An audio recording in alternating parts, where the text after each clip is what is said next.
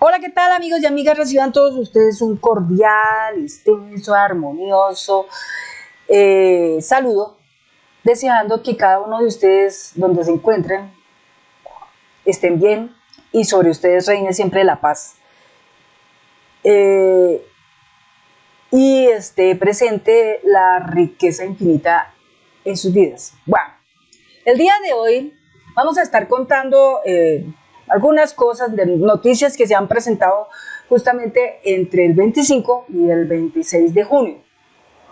Bueno, la primera de ellas, hay unas noticias que yo le puedo denominar noticias tipo cortina de humo. ¿Por qué denominamos estas noticias tipo cortina de humo? Porque son noticias en las cuales la mayoría se centran y mientras esta gente se centra en esas noticias, entonces las noticias más súper importantísimas que todo el el pueblo colombiano debe de conocer, no las conocen.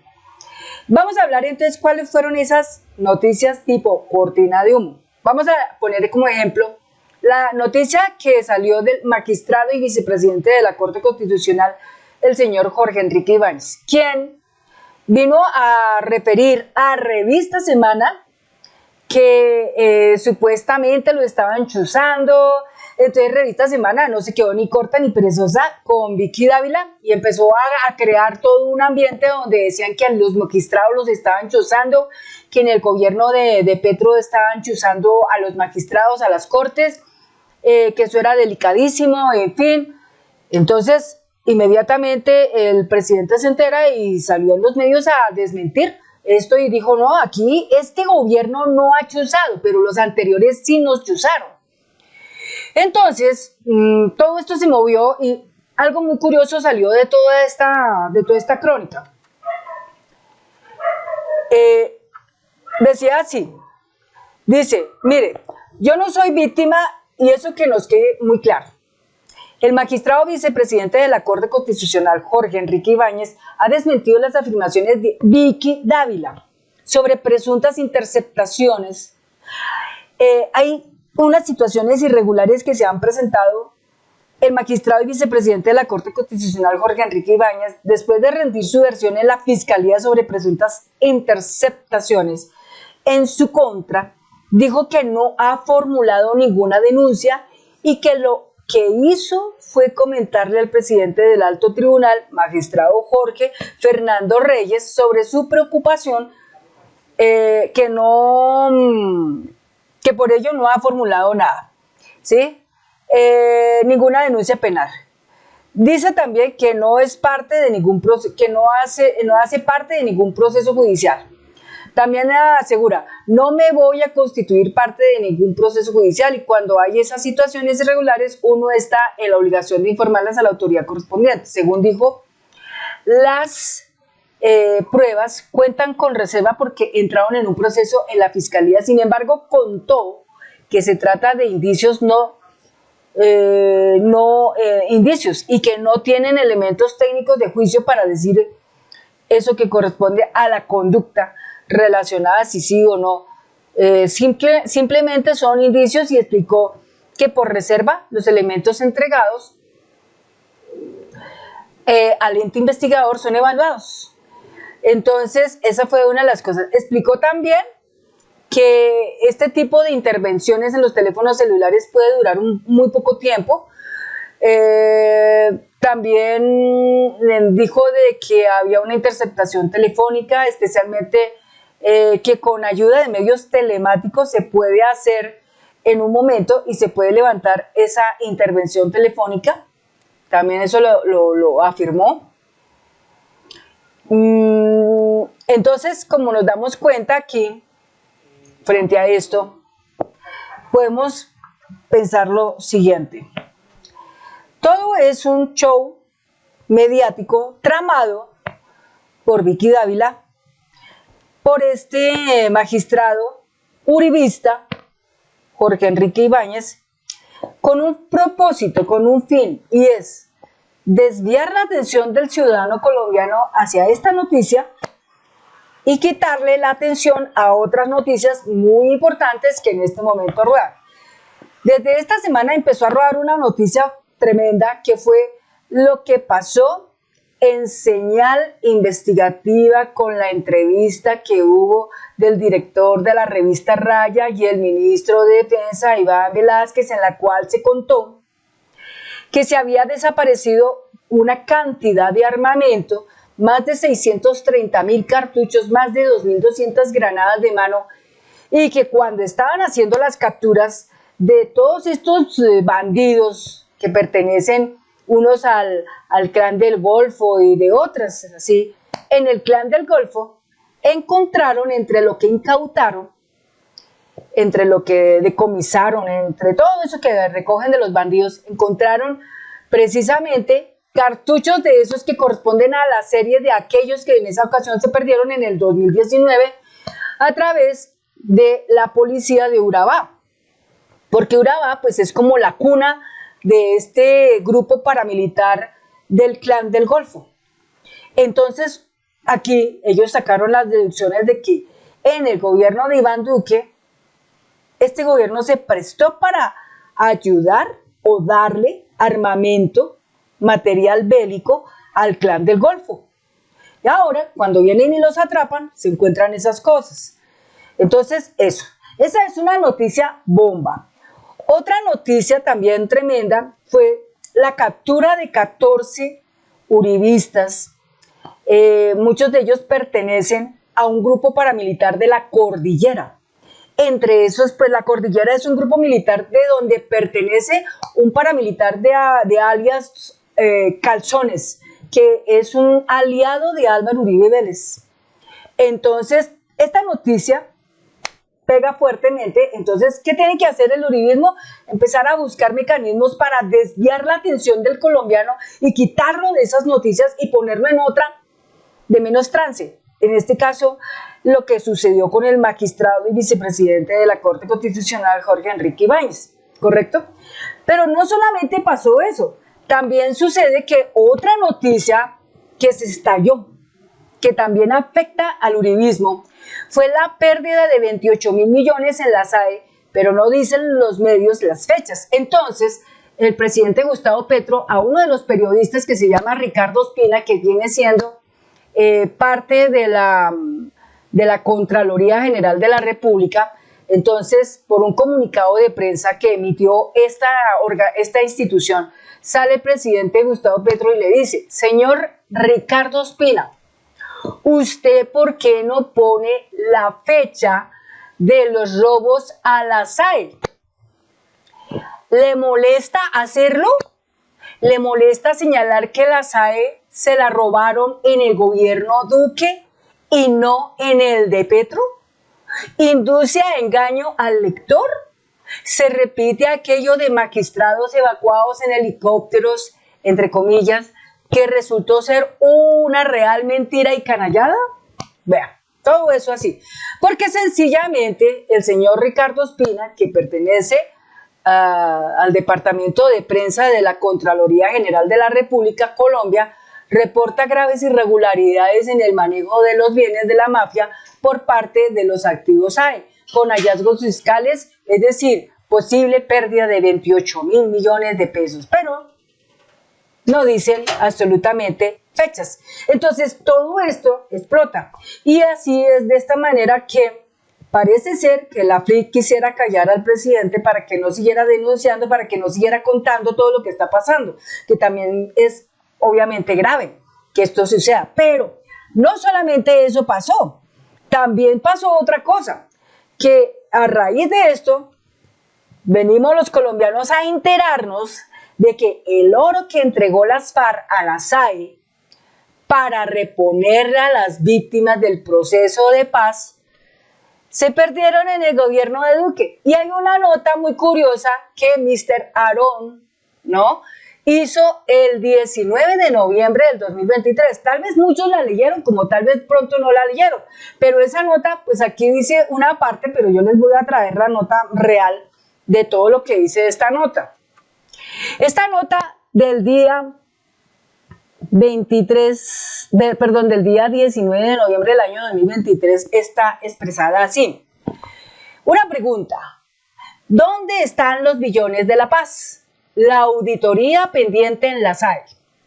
La Sociedad de Activos Especiales SAE puso en escena una subasta pública, entre comillas, oro para reparación a víctimas subastado por 11.2 millones de dólares, oigan esto, 11.2 millones de dólares en el 2020, cierra comillas, que convirtió el metal precioso en una esperanza dorada para las víctimas del conflicto, recaudando una suma monumental de 42.843.947.935 pesos colombianos. Al cambio del 15 de diciembre, no, mentira, esos son dólares. Al cambio del 15 de diciembre de 3.783.15, valor del dólar en ese tiempo, esa fue la venta del oro procedente de la FARC. Simboliza un acto de reparación que a menudo no se hace eco en los medios tradicionales más inclinados a proteger a la casta política. Esa es una pregunta muy interesante y muy grande que muchos colombianos nos estamos haciendo.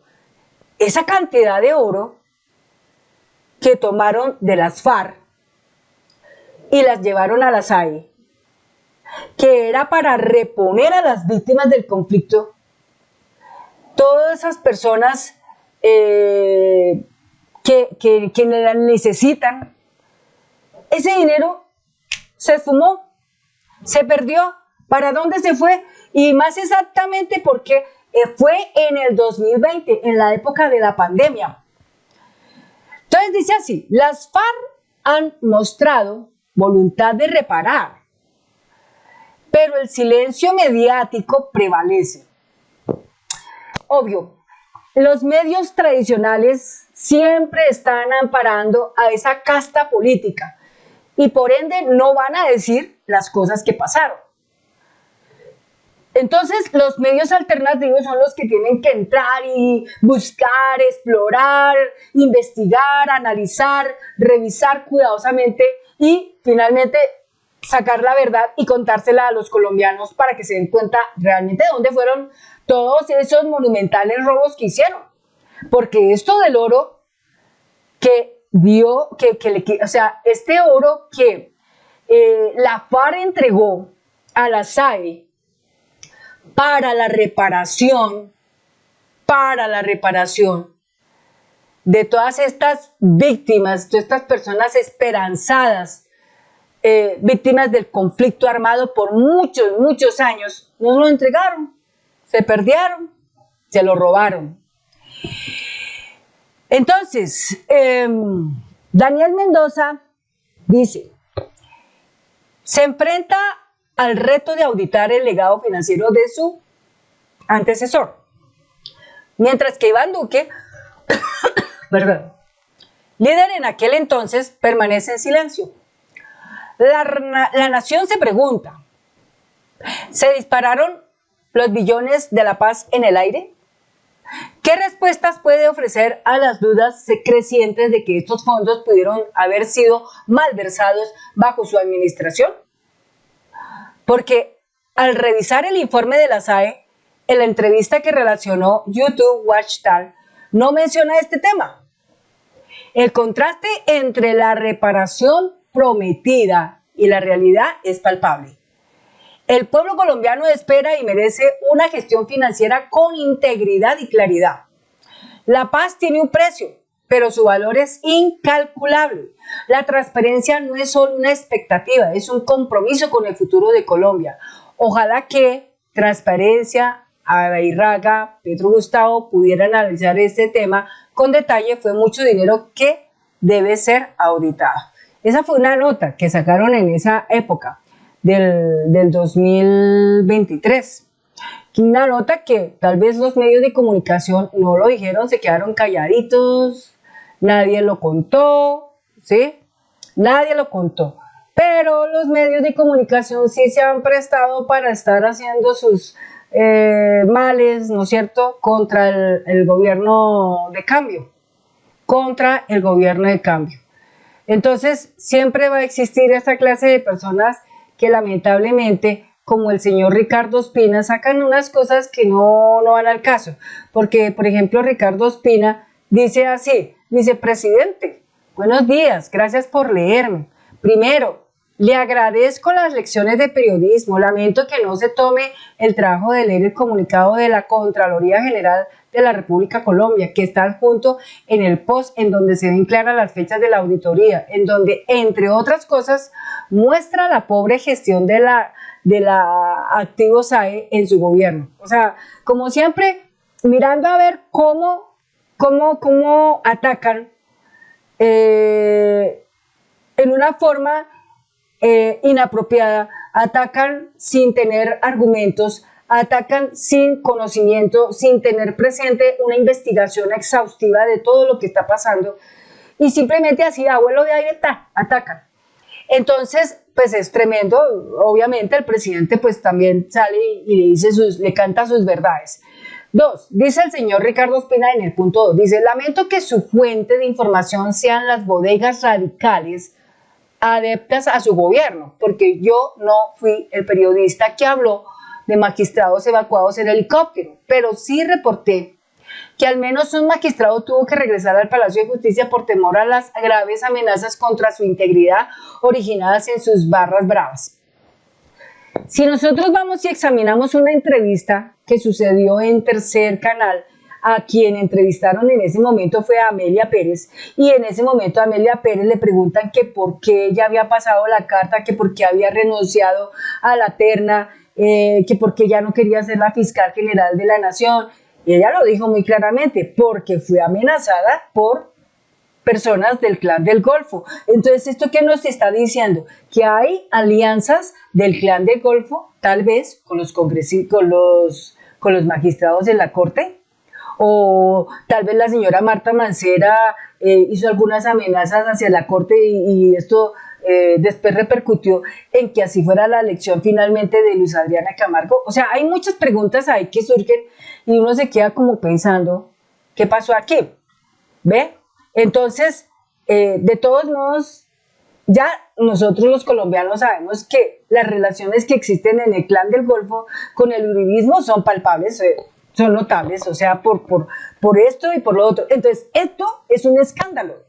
Y este escándalo fue el que intentaron esta semana tapar haciendo hoyo con lo del magistrado Jorge Enrique Ibáñez, diciendo que lo habían chuzado, que esto, que lo que aquello, pero era solamente para buscar el esquive del colombiano y no permitir que el colombiano se centrara en la noticia como tal, la noticia de los 28.000 millones de pesos perdidos y el oro que le había dado la FARC a la SAE para reponer a todas las víctimas del conflicto armado de muchos años.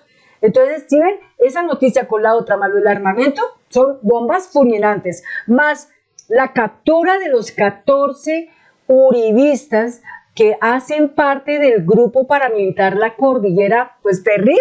3 noticias del uribismo terribles y la intentan opacar con una cortina de humo, jugando con estas cosas de que un magistrado lo chuzan y todo eso. Y después sale el magistrado y dice: no, eso era falso, eso no era mentira. ¿Sí ve? Pero ya las otras cosas, o sea, al colombiano, ¿qué le sucedió? Se desvió del canal de lo que necesitaba aprender, de lo que necesitaba conocer, se desvió. Y eso lo saben hacer ellos muy bien. Ellos ven que cuando una bomba explota, inmediatamente todo el mundo corre a mirar qué pasó con esa noticia. Mientras tanto, las otras noticias que se supone deben tomar importancia en lo que está pasando, no las ven. Y para mí es curioso porque existe un fenómeno muy raro, ¿no? En mis cuentas de YouTube, yo monto la noticia del armamento que se perdió en el gobierno de Duque, y yo dije: no, esto mucha gente se va a enterar, y resulta que no fue así. Solamente participaron tal vez unas 400 visualizaciones de eso. En algunos medios sí hubo intensidad total, porque son cuentas que tienen aproximadamente 500.000 seguidores, ¿sí? Pero ahí es donde uno se da cuenta cómo la gente, frente a las noticias, ponen la noticia a los magistrados y todo el mundo se desvía de esa noticia. Es la cortina de humo del momento. Y en ese momento todo el mundo deja de enterarse de la otra parte. ¿Cuál es la otra parte? La pérdida de los 28.000 millones de pesos que se registraron en el gobierno de Duque, la pérdida del oro, que es una cantidad impresionante de dinero, ¿sí? Y que lo más curioso es que lo subastan y obtienen una ganancia impresionante, y de eso, ¿dónde está la plata? ¿Dónde está la plata? Entonces, ahí es donde nosotros vamos a darnos cuenta cómo juega el fenómeno de la comunicación. Los medios de comunicación tradicionales, cómo están jugando en función a desviar la atención del colombiano a que ciertas cosas en las que ellos se enteran y le deben de poner bastante atención, le quitan la atención porque inmediatamente viene otra noticia, como el caso del magistrado, y todo el mundo concentrado en lo que pasó con el magistrado, y en ese momento todo el mundo se olvidó de lo que pasó con los 28.000 millones de pesos y lo que pasó con el oro que vendieron, que era de la FARC para reponer a las víctimas del conflicto armado, y lo que pasó con el armamento que se desapareció y después apareció en manos del Clan del Golfo. Tres noticias de impacto completamente apagadas, sofocadas, ¿sí? Un gran incendio, ¿no? Y echan agua y quedaron sofocadas esas tres grandes noticias con una noticia como fue la cortina de humo de el magistrado que les decía que lo habían chuzado y que no era así. Y después resulta que en medio de toda esta situación, de toda esta polémica, salen a decir que quien estaba chuzando el celular por WhatsApp del magistrado era una tía. Eso es para uno reírse, seguro que sí. Entonces, así les cuento, amigos, esas son las cosas que están pasando en Colombia. En Colombia. Entonces, frente a esto, tremendo. Ahora, otra cosa que surgió también en detalle, se habla de que Petro empezó a estigmatizar a la prensa. Eso salió en W Radio, ¿sí? Que empezó a estigmatizar a la prensa. Entonces, que como está estigmatizando a la prensa, entonces lo quieren callar a través de la FLIP. Hay una cosa que dice acá, dice, bueno, vamos a plantear el debatir a partir de una información que ha hecho pública el presidente Gustavo Petro en diferentes escenarios. Dice, el hecho también es que en sus redes sociales, y donde habla que hay una estrategia prácticamente como enemiga del gobierno de Gustavo Petro para crear falsas noticias, él dice que a través de cadenas de WhatsApp la prensa se está volviendo una prensa Mossad, eso es lo que él dice. Y, entre comillas, lo ha dicho en varias oportunidades, pero todo sobre las últimas horas a través de su cuenta de Twitter. Entonces, los medios de comunicación contra la prensa, al señalarlos de prensa Mossad por estas investigaciones que se están ya adelantando por parte de la Fiscalía General, esto es con relación al magistrado de la Corte Constitucional y vicepresidente Jorge Enrique Ibáñez. Es que al parecer la revista Semana replicó un mensaje por WhatsApp a muchas personas diciendo que al magistrado lo estaban chuzando, que eso era un enorme peligro, en fin. Y pues claro, todos los medios de comunicación transaltaron a esa noticia y empezaron a hablar de todo eso. Pero como les vuelvo a decir, amigos y amigas, todo esto fue solamente una cortina de humo para tapar los otros escándalos que están rodando. Es más, el señor Abelardo de la Espriella, abogado de Uribe, se ha tomado la molestia de acusar y perseguir a varios periodistas que hablan mucho de tantas cosas que han salido últimamente de Álvaro Uribe Vélez. Entonces han entrevistado al expiloto de la mafia, al señor Herrera, quien ha contado una cantidad de cosas impresionantes de esos narcos invisibles. Entonces, por supuesto, salieron también a acusar a Abelardo de la Espriella, al señor Tuzo, don Berna, bueno, en fin.